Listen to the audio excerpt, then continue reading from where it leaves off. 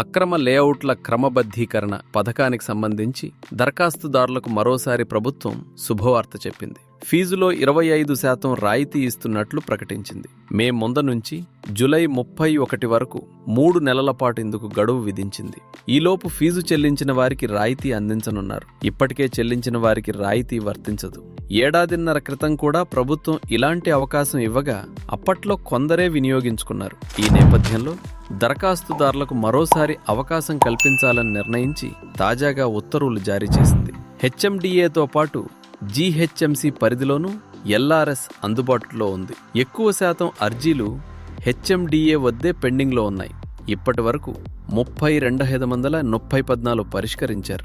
2.12 లక్షల దరఖాస్తుదారులకు ఫీజుకు సంబంధించి సమాచారం అందించారు.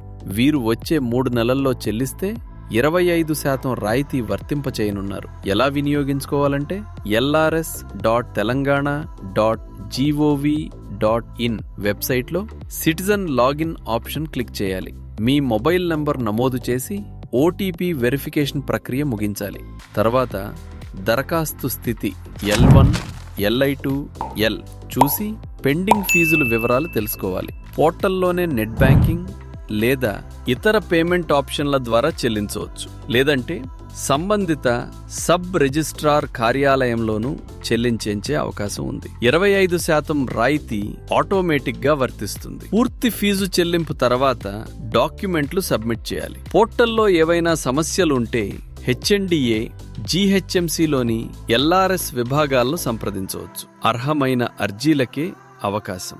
25% రాయితీ పొందడానికి మళ్లీ దరఖాస్తు చేయనవసరం లేదు. సికం, చెరువులు, కుంటలు, ప్రభుత్వ భూముల్లోని లేఅవుట్లలో ఎల్ఆర్ఎస్కు దరఖాస్తు చేసుకుని ఉంటే అలాంటివి అర్హమైనవి కావు.